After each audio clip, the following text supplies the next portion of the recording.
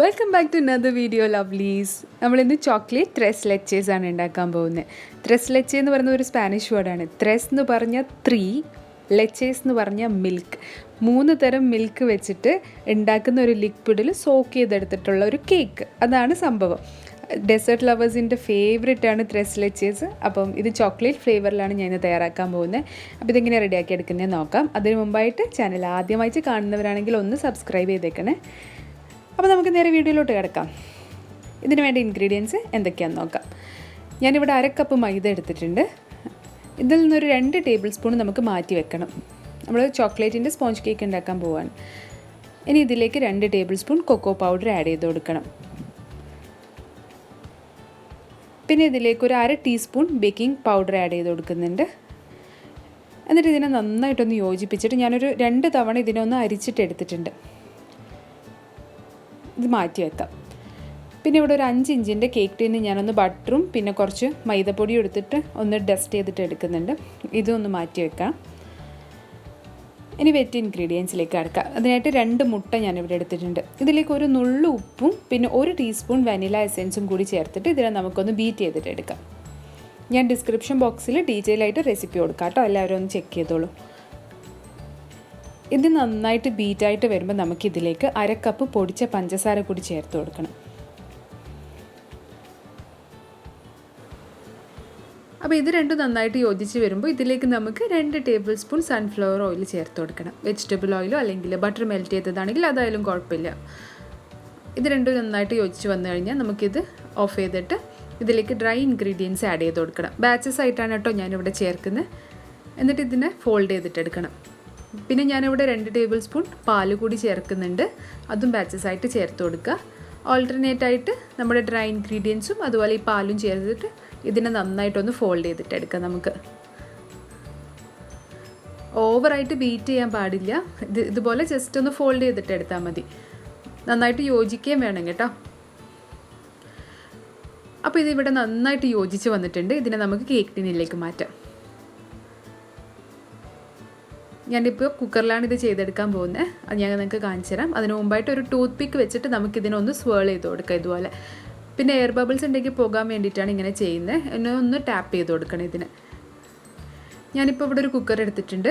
10 minute pre heat ചെയ്ത കുക്കറാണ്. അതിലേക്ക് cake tin വെച്ചിട്ട് ഒരു 20-25 മിനിറ്റ് ലോ ഫ്ലെയിമിൽ വെച്ചിട്ട് ഒന്ന് ബേക്ക് ചെയ്തിട്ടെടുക്കാം. വിസിൽ മാറ്റണം കേട്ടോ. ഇനി നമുക്ക് നമ്മുടെ ലിക്വിഡ് തയ്യാറാക്കാം. അതിനായിട്ട് ഞാനിവിടെ 1/2 കപ്പ് കണ്ടൻസ്ഡ് മിൽക്ക് എടുത്തിട്ടുണ്ട്, മിൽക്ക് മെയ്ഡ്. ഇതിലേക്ക് 1 കപ്പ് പാല് ചേർത്ത് കൊടുക്കുകയാണ്.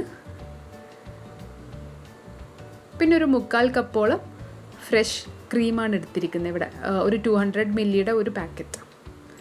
എന്നിട്ട് ഇതിനെ നന്നായിട്ടൊന്ന് യോജിപ്പിക്കണം. അടുത്തതായിട്ട് നമ്മുടെ മെയിൻ ഇൻഗ്രീഡിയൻറ്റ് ഞാനിപ്പോൾ ഇതിലേക്ക് ന്യൂട്ടെല്ല ഒരു 2 ടേബിൾ സ്പൂൺ ന്യൂട്ടെല്ല കൂടി ചേർത്ത് കൊടുക്കാൻ പോവാണ്, ചോക്ലേറ്റ് ഫ്ലേവർ വരാൻ വേണ്ടിയിട്ട്. ന്യൂട്ടെല്ല ഇല്ലയെന്നുണ്ടെങ്കിൽ നിങ്ങൾക്ക് 2 tablespoon cocoa powder add ചെയ്ത് കൊടുത്താലും മതി, കുഴപ്പമൊന്നുമില്ല.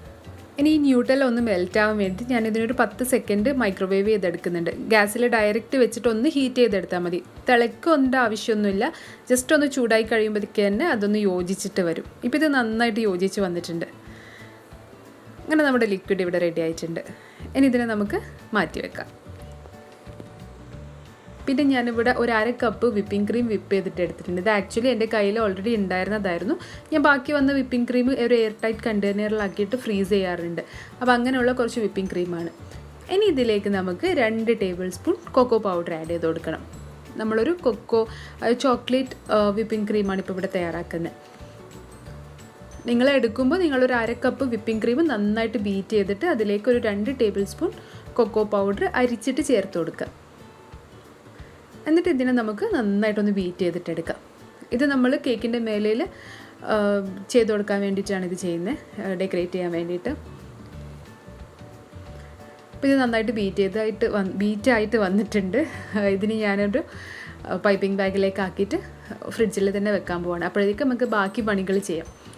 എൻ്റെ കേക്ക് ഇവിടെ റെഡി ആയിട്ടുണ്ടായിരുന്നു. ഞാനതിനെ 2 ലെയറായിട്ട് കട്ട് ചെയ്തിട്ടുണ്ട്. 2 കണ്ടെയ്നറിലാക്കിയിട്ട് വെച്ചിട്ടുണ്ട്.